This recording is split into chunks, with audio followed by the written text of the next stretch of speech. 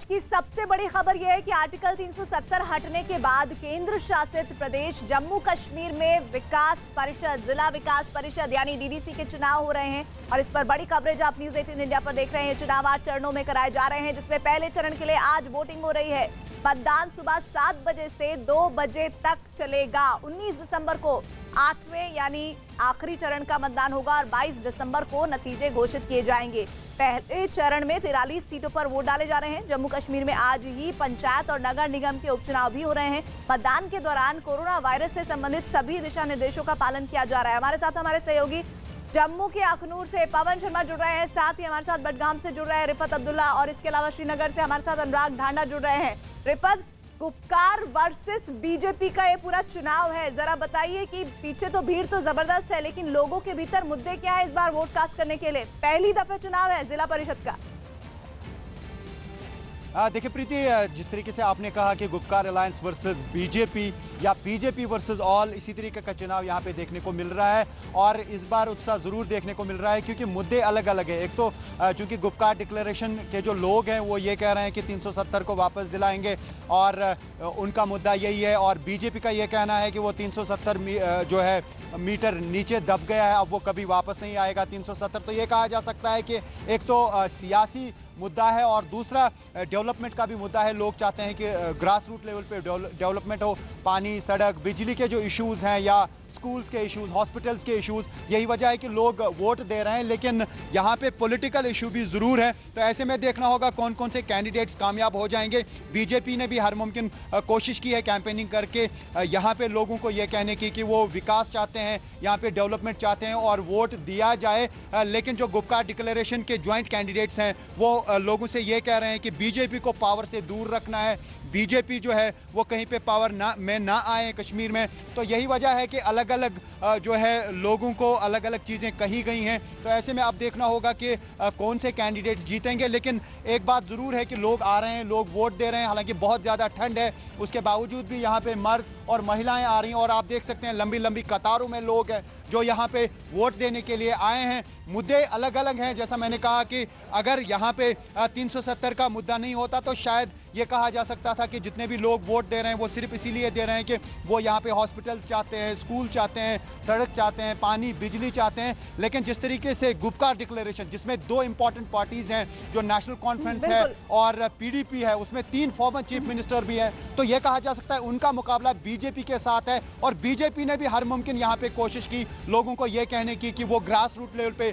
Development कराएंगे, schools अच्छे होंगे, सड़कें अच्छी होंगे। और शहनवाज हुसैन भी यहाँ पे ही बैठे हुए हैं और भी कुछ जो है अनुराग ठाकुर जम्मू कश्मीर में आए जो कैंपेनर्स हैं, वो ये कहा जा सकता है कि जिनका नेशनल लेवल पे नाम है वो यहाँ पे आ गए और यहाँ पे उन्होंने कैंपेनिंग की, लोगों को ये कहने की कोशिश की कि यहाँ पे विकास वो कराएंगे। हालांकि लोग ये भी कह रहे हैं कि विकास के नाम पे कितना वोट पड़ता है और लोगों के लोकल इश्यूज कितना महत्वपूर्ण है सियासत से इतर, ये देखना होगा। अनुराग हमारे साथ जुड़े हैं। अनुराग, आप तीनों एक फ्रेम में मुझे दिख रहे हैं, लेकिन आपके बारे में मैं एक बात जरूर कहना चाहूंगी। आप लगातार मतदान की तो तस्वीरें दिखाई रहे हैं, आप खुद भी एक्यूमुलेट हो रहे हैं। इस ठंड से आपके चेहरे पर साफ नजर आ रहा है, नाक लाल है पूरी आपकी।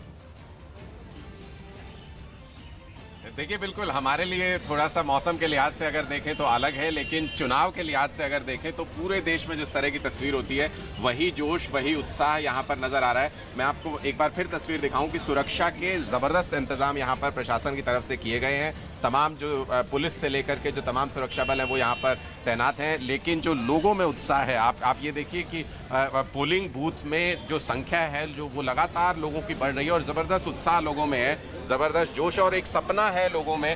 वो एक उम्मीद लेकर के वोट कर रहे हैं अपने विकास को लेकर के, डेवलपमेंट को लेकर के। मैं आपको ये बता दूं कि डीडीसी का चुनाव, उम्मीदों का चुनाव, ये इसलिए भी है कि ये पहला डिस्ट्रिक्ट डेवलपमेंट काउंसिल का चुनाव हो रहा है और इसके होने के बाद, डिस्ट्रिक्ट डेवलपमेंट काउंसिल बनने के बाद पंचायत का जो 3 लेवल का, जो 3 टियर जिसको डेवलपमेंट का एक स्ट्रक्चर बोलते हैं, वो कंप्लीट हो जाएगा, जिसमें पंचायत, फिर ब्लॉक स्ट्रक्चर और उसके बाद डिस्ट्रिक्ट डेवलपमेंट काउंसिल का स्ट्रक्चर। तो ये तीनों स्ट्रक्चर जब बन जाते हैं तो डेवलपमेंट का एक पूरा मॉडल तैयार हो जाता है और उसी मॉडल की उम्मीद में लोग बड़ी तादाद में यहाँ पर पहुँच रहे हैं। जो आप देख सकते हैं पुलिस और जो तमाम सुरक्षा कर्मी हैं वो पूरे हालात को बढ़िया तरीके से यहाँ पर मैनेज कर रहे हैं। तमाम जो यहाँ पर मैं व्यवस्था देख रहा हूँ वो सबसे मुझे हैरान कर रही है। वो लोगों में जिस तरीके का वोटिंग को लेकर उत्साह है, सुरक्षा एजेंसियों में कॉन्फिडेंस है सुरक्षा को लेकर के, और प्रशासन पूरे इंतज़ाम कर रहा है कि किस तरीके से जो ये पूरी जो वोटिंग की प्रक्रिया है ये अच्छे तरीके से हो। सुबह 7 बजे वोटिंग की प्रक्रिया शुरू हुई, 2 बजे तक यहाँ पर लगातार वोटिंग का सिलसिला इसी तरीके से चलता रहेगा। महिलाएं पुरुष सब बढ़ चढ़कर यहाँ पर भाग ले रहे हैं। बीच बीच में हमने ये भी देखा कि जो पूरे देश में जिस तरीके से चुनाव में होता है, तो एक टसल ये भी हुआ कि वो अपना वोट डलवाने की कोशिश कर रहा है। यहाँ पर आपस में कुछ लोगों की बहस हुई, उसको प्रशासन ने शांत किया, लोगों को समझाया, और उसके बाद सुचारू तरीके से ये कतार जो है ये लंबे अपनी बारी का इंतजार। कई रोचक तस्वीरें भी देख ली हैं अनुराग वहां से, और सबसे अच्छी बात ये है कि जम्मू कश्मीर के अलावा बाकी जब भारत के हिस्सों में चुनाव होते हैं तो सुबह के वक्त और खासतौर पर सर्दियों के दिनों में इतनी भीड़ नहीं होती है। आप भी इस बात के गवाह हैं। मैं सीधे अखनूर का रुख कर देती हूँ, पवन हमारे साथ है। पवन, पहली तस्वीर जो आपने दिखाई थी न के बराबर थे वोटर, लेकिन उसके बाद की तस्वीर अच्छी थी। अभी क्या तस्वीर आ रही है वहां से? देखिए, लगभग 2 घंटे पूरे हो चुके हैं, मतदान शुरू हुए, लेकिन जिस इलाके में हम हैं अधिकांश पोलिंग यहाँ पर हो चुकी है, क्योंकि जितने भी मतदान केंद्र इस इलाके में बनाए गए हैं वहाँ पर 400 से 500 के बीच ही वोटर हैं। फिर भी यहाँ पर लोग जो हैं वो पहुँच रहे हैं, लेकिन 2 घंटे जो हैं वो काफ़ी ज़्यादा, यहाँ पर सुबह के जो थे उसमें काफ़ी ज़्यादा पोलिंग हो चुकी है, क्योंकि यहाँ पर जो पूरा इलाका इसमें जो ग्रामीण इलाका है और धान की फसल, गेहूँ की फसल की रोपाई इस समय शुरू हुई है और लोग अधिकांश खेतों में काम कर रहे हैं। यही वजह है कि सुबह सुबह लोग अपना काम खत्म करके यहाँ से निकले हैं और यहाँ पर जो वोट डालने के लिए आए हैं इनसे हम बात भी कर लेंगे। लोकल हैं, क्या कहेंगे इस मुद्दे को लेकर कि भी जिला विकास परिषद के चुनाव पहली बार यहाँ पर हो रहे हैं? सर, बहुत अच्छा फील हो रहा है, ऐसा पहली बार हो रहा है, ऐसा कभी नहीं ऐसा हुआ। ये हम चाहते हैं कि जितना भी हो, और मोदी जी ने हमारे लिए बहुत कुछ किया। हम फुल ऐसे बोल रहे हैं, हम वोट देंगे मोदी जी को और किसी को नहीं देंगे। तो ये लोगों की अपनी एक इनकी इच्छा है कि किसको वोट देना है, लेकिन अगर हम बात करें तो 3 टायर सिस्टम, जैसा अनुराग बता रहे थे कि ब्लॉक लेवल और उसके बाद पंचायत के बाद ब्लॉक लेवल और जिला विकास परिषद, उसे लेकर भी यहाँ पर लोग उसी उम्मीद के साथ पहुँचे हुए हैं। सिक्योरिटी अगर हम बात करें तो यहाँ पर जम्मू कश्मीर पुलिस के साथ साथ BSF को भी तैनात किया गया है। जितने भी यहाँ पर पोलिंग सेंटर है बेहतर लग रही है। पवन जिस तरह से बता रहे हैं अखनूर में जिस पोलिंग बूथ पर वो मौजूद है, और रिफत भी हम जब ये बात कह रहे हैं तो वो भी अपने सर को हिलाकर बता रहे हैं कि उनके अभी काफी बेहतर और दुरुस्त व्यवस्थाएं नजर आ रही हैं। मैं आपके पास अनुराग आऊंगी दोबारा, लेकिन लगातार आप इस वक्त जिला परिषद चुनाव की हर खबर देखते रहिएगा न्यूज़ 18 इंडिया पर। चीन से एक अनोखी तस्वीर सामने आई, जहां इंसान नहीं बल्कि रोबोट्स फुटबॉल खेलते नजर आए। बताया गया कि 2020 रोबो कप चाइना नाम की इस प्रतियोगिता में करीब 100 विश्वविद्यालयों ने हिस्सा लिया। अलग अलग यूनिवर्सिटी ने अपने रोबोट मैदान में उतारे और उन्होंने अपना दमखम दिखाया। मैच भले ही रोबोट्स ने खेला हो, लेकिन उनका अंदाज बिल्कुल असली खिलाड़ियों की तरह नजर आया। वो फुटबॉल को किक मारते नजर आए तो कई बार एक दूसरे से बॉल छीनते हुए भी दिखाई दिए। 1-2 बार तो गोलकीपर बना रोबोट फुटबॉल को रोकने के चक्कर में गिर भी गया। उत्तर प्रदेश के मथुरा से हैरान कर देने वाली एक तस्वीर सामने आई है, जिसमें कुछ बदमाश कपड़े के शोरूम में घुसकर उसके कर्मचारियों से मारपीट करते हुए दिखाई दिए। मारपीट का यह वीडियो सोशल मीडिया पर वायरल हो गया, जिसमें दिखा कि 3 बदमाश अचानक शोरूम में घुसे और फिर वहां के कर्मचारियों पर टूट पड़े। जो भी उनके सामने आया उसे उन्होंने जमकर पीटा। सबसे पहले बदमाशों ने कर्मचारी को पीटते हुए उसे जमीन पर पटक दिया। उसके बाद एक दूसरे कर्मचारी को भी बुरी तरह से मारा गया। बदमाशों के लात और मुक्के रुकने का नाम नहीं ले रहे थे। ये हंगामा सुनकर शोरूम का मालिक वहां पहुंचा, लेकिन बदमाशों ने उसे भी धक्का दे दिया। हालांकि उसने हिम्मत नहीं हारी और उन बदमाशों को समझाने में जुटा रहा। काफी देर बाद हंगामा शांत हो सका और सभी बदमाश शोरूम से बाहर चले गए। जयपुर के पास एक चलती बस हाई टेंशन तार की चपेट में आ गई, जिससे 4 लोगों की मौत हो गई, जबकि 11 लोग गंभीर रूप से घायल हो गए। दिल्ली से जयपुर जा रही इस बस में हाई टेंशन तार से टकराने पर करंट फैल गया और देखते ही देखते बस आग के गोले में बदल गई, जिसके बाद धुएं का गुबार उठने लगा। बस में आग लगने से उसमें सवार यात्रियों में अफरा तफरी मच गई। बस की छत और खिड़कियों से उठता काला धुआं पूरे इलाके में फैलने लगा। हादसे की जानकारी मिलते ही आसपास मौजूद लोगों के अलावा हाईवे से गुजर रहे लोग घायलों को बचाने में जुट गए। खबर मिलते ही आमेर और जयपुर से फायर ब्रिगेड की टीमें भी पहुंची और आग बुझाने का काम शुरू कर दिया। बताया गया कि यह हादसा ड्राइवर की जल्दबाजी की वजह से हुआ। हाईवे में लाइन जा रही थी, उनकी हाइट थोड़ी कम रह गई तो वो तुरंत उनके लगे, वो गाड़ी के लग गया। जब तक आग पर काबू पाया जाता तब तक कई लोग झुलस चुके थे। घायलों को पास के अस्पताल में भर्ती कराया गया, जहां कुछ की हालत गंभीर बताई जा रही है। जयपुर के एक अस्पताल में 6 मरीजों की मौत से हड़कंप मच गया। जयपुर में राज्य के सबसे बड़े corona centre Rajasthan university of health sciences अस्पताल में 6 मरीजों की मौत से हड़कंप मच गया। एक साथ 6 मरीजों के अपनी जान से हाथ धो बैठने के बाद उनके परिवार वालों ने आरोप लगाया कि अस्पताल प्रशासन ने उनके इलाज में लापरवाही बरती। ऑक्सीजन की कमी के कारण उनकी डेथ हुई, कोई भी डॉक्टर राउंड पर नहीं था। लेकिन अस्पताल प्रशासन ने इन आरोपों को सिरे से खारिज कर दिया और दावा किया कि इलाज में किसी तरह की कोताही नहीं बरती गई। यहाँ पर पूरी तरह से ऑक्सीजन की पूरी सप्लाई की व्यवस्था की गई है। जम्मू कश्मीर के राजौरी में भारी बर्फबारी हुई, जिससे वहां बर्फ की सफेद चादर बिछ गई। इसके बाद प्रशासन ने सड़कों से बर्फ हटाने का अभियान चलाया। भारत ने कोरोना वैक्सीन तैयार होने पर नेपाल को पहले देने का भरोसा दिया। नेपाल दौरे पर गए विदेश सचिव हर्ष श्रृंगला ने फिर साफ किया कि भारत नेपाल को अपने दोस्त के तौर पर देखता है। यूपी के पूर्व मंत्री और रामपुर से समाजवादी पार्टी के सांसद आजम खान की मुश्किल और बढ़ सकती है। पिछली समाजवादी सरकार के दौरान राज्य में हुए जल निगम भर्ती घोटाले में एसआईटी ने उन्हें दोषी पाया। अब इस मामले में एसआईटी जल्द कोर्ट में अपनी चार्जशीट दाखिल करेगी। आजम खान दूसरे मामलों में पिछले कई महीनों से सीतापुर की जेल में बंद हैं। बीसीसीआई ने साफ किया कि रोहित शर्मा बेंगलुरु की नेशनल क्रिकेट अकादमी में फिटनेस ट्रेनिंग कर रहे हैं और उनके ऑस्ट्रेलिया दौरे पर जाने पर 11 दिसंबर को फैसला होगा। बीसीसीआई के मुताबिक रोहित को पहले अपने पिता की बीमारी की वजह से मुंबई लौटना पड़ा था। हालांकि उनके ठीक होने पर रोहित फिर बेंगलुरु चले गए।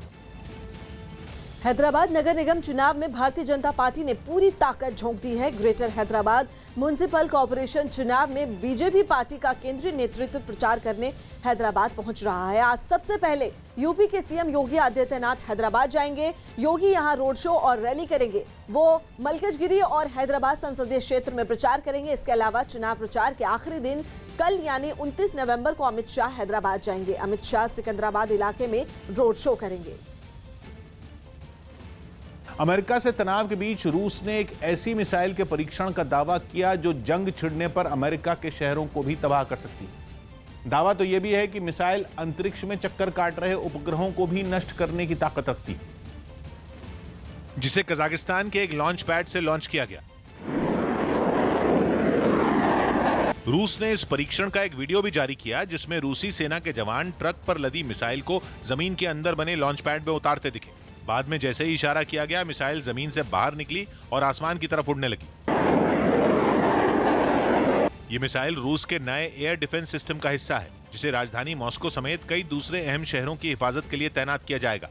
लेकिन इसके कामयाब परीक्षण ने अमेरिका की चिंता बढ़ा दी, क्योंकि ये मिसाइल आवाज की रफ्तार से भी 10 गुना तेजी से उड़ सकती है और इसकी रेंज इतनी ज्यादा है कि अंतरिक्ष में मौजूद दुश्मन के उपग्रहों को भी पलक झपकते तबाह कर सकती है। यही नहीं, इस मिसाइल में रूस की तरफ बढ़ रही किसी भी हमलावर मिसाइल को जमीन से काफी दूर स्पेस में ही, अंतरिक्ष में ही नष्ट करने की क्षमता है। ये मिसाइल दूसरी इंटरसेप्टर मिसाइलों के मुकाबले परमाणु हथियार भी ले जा सकती है और इसकी यही खूबी इसे बेहद खतरनाक बना देती है। न्यूज 18 से एक्सक्लूसिव बातचीत में केंद्रीय मंत्री प्रकाश जावड़ेकर ने नए कृषि कानूनों पर सरकार का बचाव किया। साथ ही उन्होंने इन कानूनों को किसान के लिए फायदेमंद बताया। सरकार का जो नया कृषि कानून है वो उनको समझ में नहीं आ रहा या किसानों के हित में वो नहीं है। हर प्रदेश में किसान है, कहीं भी आंदोलन नहीं हो रहा है, क्योंकि किसान समझ गया है कि ये कानून अपने पक्ष में है। एमएसपी से भी कोई ज्यादा देता है तो उसको बाजार में बेचने की अनुमति दी गई है। प्रकाश जावड़ेकर ने राहुल गांधी के उस ट्वीट का भी जवाब दिया जिसमें उन्होंने कृषि कानूनों के विरोध में किसान संगठनों के आंदोलन के जरिए मोदी सरकार को घेरने की कोशिश की थी। राहुल गांधी ने एक लंबा चौड़ा ट्वीट लिखा है, देश भर में ऐसे आंदोलन होंगे, बीजेपी की सरकार रोक सके तो अब रोक ले। नहीं, पंजाब में यह राजनीतिक आंदोलन है। राहुल गांधी ट्वीट करते रहे, लेकिन ट्वीट से कुछ भी नहीं होने वाला है। कांग्रेस का अहंकार अभी भी कम नहीं हुआ है।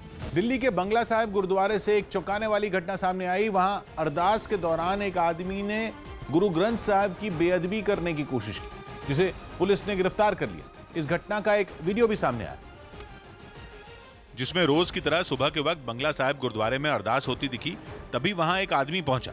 इससे पहले कि कोई कुछ समझ पाता, वो गुरु ग्रंथ साहिब के पावन स्थान थड़ा साहिब पर लेट गया। इसके बाद तो वहां हड़कंप मच गया। वहां मौजूद श्रद्धालुओं और सेवादारों ने फौरन उसे नीचे उतार दिया। जानकारी मिलते ही पुलिस भी पहुंच गई। इस बीच गुरु ग्रंथ साहिब की बेअदबी से नाराज सिख समुदाय के लोग उस पर टूट पड़े। हालांकि पुलिस के जवानों ने उसे बचाने की कोशिश की, लेकिन नाराज लोगों के सामने उनकी एक न चली। मारपीट के दौरान उसके कपड़े भी फट गए। बाद में पुलिस के जवान उसे थाने ले आए, जहां पूछताछ के बाद उसे गुरु ग्रंथ साहिब की बेअदबी के आरोप में गिरफ्तार कर लिया गया। ये बंगाल का पीछे से रहने वाला है, मेंटली अनस्टेबल था। इस घटना से नाराज सिख समुदाय के लोगों ने थाने पहुंचकर आरोपी के खिलाफ कड़ी कार्रवाई की मांग की। टीएमसी विधायक मिहिर गोस्वामी बीजेपी में शामिल हो गए। पश्चिम बंगाल में ममता बनर्जी की पार्टी टीएमसी से इस्तीफा देने वाले विधायक मिहिर गोस्वामी बीजेपी में शामिल हो गए। Feel very happy to announce that today I have joined as a member of Bharatiya Janata Party. Australia दौरे के लिए टीम इंडिया में कुछ बदलाव किए गए। घायल ईशांत शर्मा ऑस्ट्रेलिया के खिलाफ टेस्ट सीरीज से भी बाहर हो गए। इसके अलावा नवदीप सैनी की कमर में दर्द की वजह से टी नटराजन को वनडे सीरीज में उनके बैकअप के तौर पर जगह दी गई। हालांकि नवदीप सैनी पहले वनडे मैच में खेलने उतरे थे। कुछ किसान संगठनों ने प्रधानमंत्री मोदी को एक खत लिखा और प्रदर्शन के लिए दिल्ली के रामलीला मैदान में जगह मांगी। इसके अलावा किसान संगठनों ने हाल में बनाए गए कृषि कानूनों को भी वापस लेने की मांग की। हालांकि अभी केंद्र ने पंजाब और हरियाणा से आए किसानों को दिल्ली के बुराड़ी में निरंकारी ग्राउंड में शांति से प्रदर्शन की मंजूरी दी है। बिहार विधानसभा में नेता प्रतिपक्ष और आरजेडी नेता तेजस्वी यादव ने मुख्यमंत्री नीतीश कुमार पर विवादास्पद बयान दे दिया। उन्होंने पहले विधानसभा में नीतीश पर निजी टिप्पणी की, जिसे सदन की कार्यवाही से हटा दिया गया। लेकिन सदन के बाहर आकर उन्होंने एक बार फिर वही बात बोली। डर के कारण बेटी ना पैदा हो जाए, इसलिए आपने जो है दूसरा संतान पैदा नहीं किया। उनके तो एक पुत्र हैं, और है कि नहीं ये वो अच्छे तरीके से जानते हैं। जिसके बाद नीतीश कुमार ने तेजस्वी को भाषा की मर्यादा बनाए रखने की नसीहत दे दी। आगे बढ़ना है तो कम से कम व्यवहार सीखना चाहिए ठीक से। इस तरह की बात करने का कोई मतलब नहीं है। फिल्म इंदू की जवानी का दूसरा गाना जारी कर दिया गया। ये गाना कियारा आडवाणी पर फिल्माया गया है।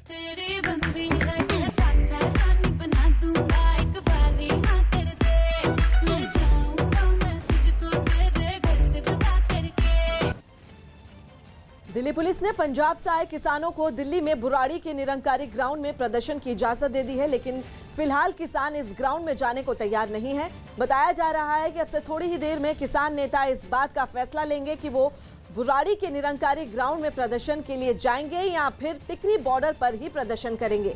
किसान संगठनों ने रामलीला मैदान में नए कृषि कानूनों के खिलाफ प्रदर्शन की इजाजत मांगी थी, लेकिन पुलिस ने कानून व्यवस्था का हवाला देते हुए इनकार कर दिया। इस बीच यूपी से भी कुछ किसान संगठन समर्थन देने के लिए बुराड़ी के निरंकारी ग्राउंड जरूर पहुंचे हैं।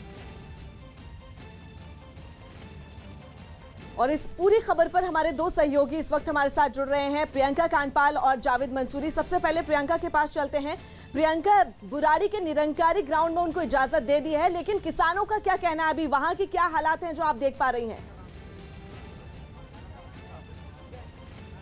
जी बिल्कुल, आपको दिखा रहे हैं यहाँ पर जो किसान हैं वो बहुत ज़्यादा संख्या में तो नहीं, लेकिन आना शुरू हो चुके हैं। यहाँ पर आप देखेंगे कि ना सिर्फ पंजाब से बल्कि महाराष्ट्र से भी किसान यहाँ पर दिख रहे हैं। जो ये तमाम किसान आपको यहाँ पर नजर आ रहे हैं, ये सब महाराष्ट्र से आए हैं। कुछ देर पहले ये यहाँ पर आप देखें अपने अपने वाद्य यंत्र भी लेकर आए हैं।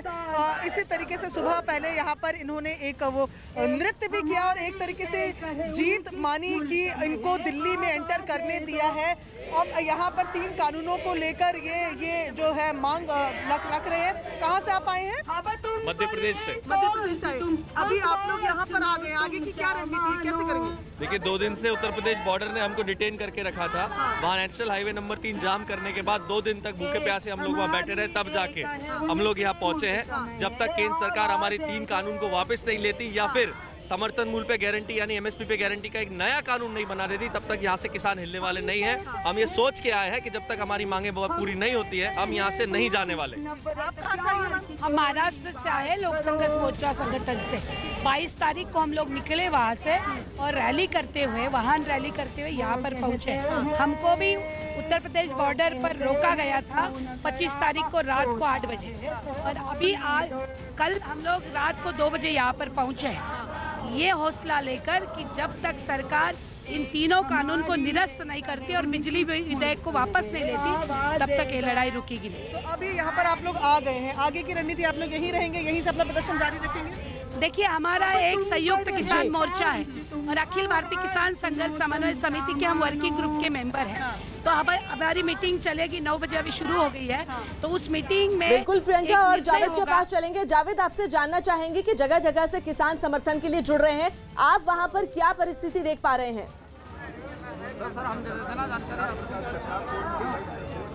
देखिए, निरंकारी मैदान में ही हम मौजूद हैं फरा। हमारे साथ मध्य प्रदेश से आए हुए कुछ किसान हैं, इनसे हम बात करेंगे। ये बताइए कि आप आए हैं, क्या मांग कर रहे हैं और मध्य प्रदेश से कितने लोग आपके साथ आए हैं? हमारे साथ करीब 50-60 आदमी एक गाड़ी में आए हैं भर के।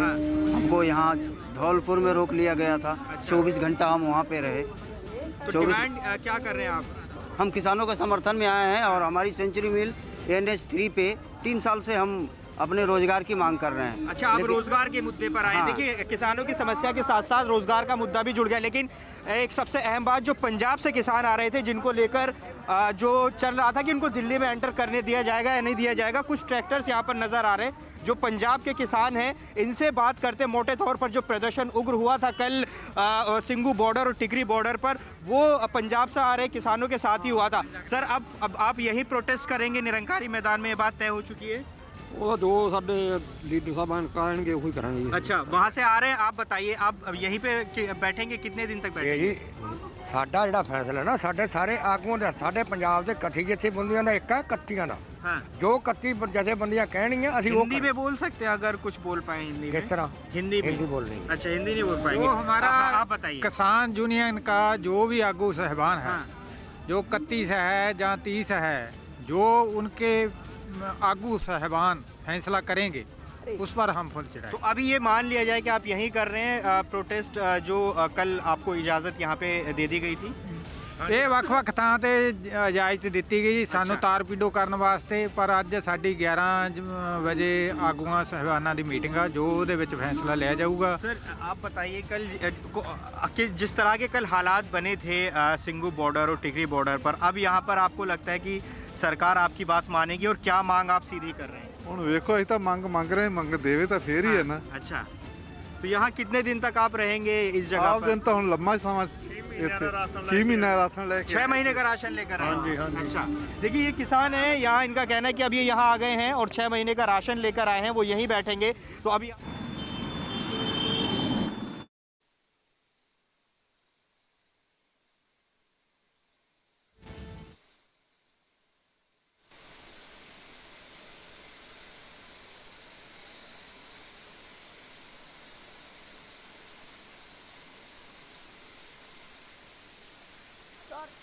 प्रक्रिया की व्यक्तिगत समीक्षा करने के लिए मैं 3 शहरों की यात्रा पर जाऊंगा। अब अहमदाबाद में वो जायडस कैडिला पार्क में पहुंचेंगे।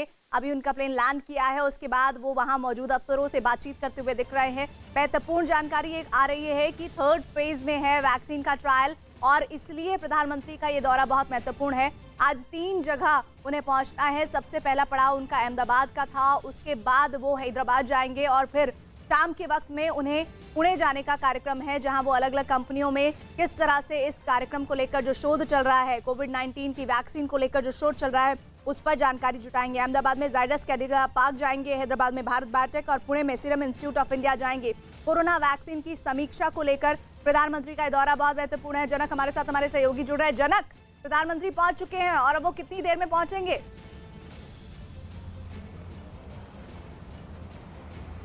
बिल्कुल, अहमदाबाद एयरपोर्ट पर उनका विमान लैंड हो चुका है और अभी थोड़ी देर में वहाँ से चॉपर से निकलेंगे और ये जायडस के जो बायोटेक पार्क है उससे बिल्कुल पास में एक हेलीपैड बनाया गया है। तो एयरपोर्ट से यहाँ का जो सफ़र है वो तकरीबन 8 से 10 मिनट का होगा। तो आप उम्मीद कर सकते हैं कि 9:30 पर जो ऑफिशियल प्लान है उसके मुताबिक 9:30 पर जायडस का जो प्लांट है उसके अंदर उनकी एंट्री है। तो ऐसे में अगले 15 से 20 मिनट में पीएम का कॉन्वॉय यहीं से गुजरेगा और सीधे अंदर जायडस में जो बायोटेक फार्म है वहाँ पार्क में जाएगा और वहाँ पर जो जायडस के CMD है पंकज पटेल, वो उनका स्वागत करेंगे और पूरा किस तरीके से वैक्सीन बनने की प्रक्रिया रही, उसका ट्रायल, रिसर्च और अगर ये सक्सेसफुल में अगर अनाउंसमेंट जब होती है तो उसका टीका बनाने में कितना वक्त लग सकता है, सिस्टम क्या है, किस तरीके से पूरा मैकेनिज्म काम करेगा, उसकी पूरी छोटी सी छोटी बात उनको ब्रीफ की जाएगी। पंकज पटेल CMD जाइडस के वो उनके साथ होंगे और तकरीबन 10:30 बजे 1 घंटे का वक्त उन्होंने जाइडस बायोटेक पार्क के लिए दिया है और वहाँ से पूरा ज़ाइकोव डी जो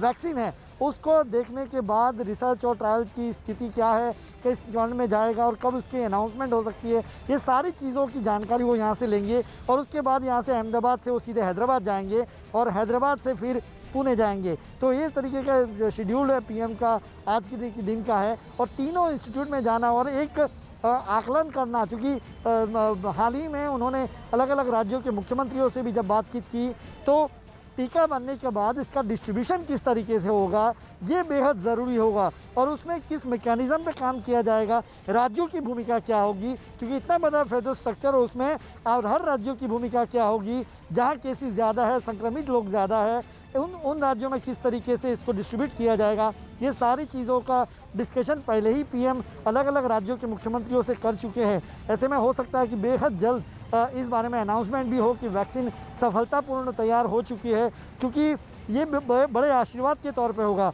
बाकी कंट्रीज़ में वैक्सीन का जो प्लान है वो दिसंबर महीने से शुरू हो रहा है वैक्सीन देने का। अगर ये सफल रहते हैं इन चीज़ों में, इसकी अनाउंसमेंट होती है तो एक स्वदेशी जो मूवमेंट है, आत्मनिर्भर भारत का PM का जो सपना है, आत्मनिर्भर संजीवनी का जो एक विज़न है, उसमें बहुत बड़ी उपलब्धि होगी उस विज़न में। ऐसे में ख़ास तौर पे जो यहाँ पर जो बनी है, चाहे भारत बायोटेक की कोवैक्सीन बात की जाए या जाइडस की ज़ाइकोव डी की बात की जाए, जहाँ तक CII का सवाल है, SII का सवाल है, सीरम इंस्टीट्यूट ऑफ टेक्नोलॉजी का, तो वो जो बाहर से आ रही है उसमें एस्ट्राजेनेका जब आएगी या ऑक्सफोर्ड की, तो उसमें आपको जब पेमेंट करना होगा सरकार को देने होंगे डॉलर्स में देंगे, खर्च अतिरिक्त होगा और 125 करोड़ जितने टीके अगर हमें चाहिए जैसा आप तो बता रहे हैं कि सबसे अच्छी बात यह है कि आत्मनिर्भर भारत की तरफ एक और कदम होगा। भारत में बनी हुई दवाएं अगर वैक्सीन, कोरोना वैक्सीन के रूप में सामने आती है और भारत बायोटेक के लिए हैदराबाद में भी प्रधानमंत्री जाएंगे, 12 बजे के करीब उनका ये दौरा होगा। संजय हमारे साथ है। संजय, भारत बायोटेक कितनी कॉन्फिडेंट है इस वैक्सीन के अंतिम ट्रायल को लेकर?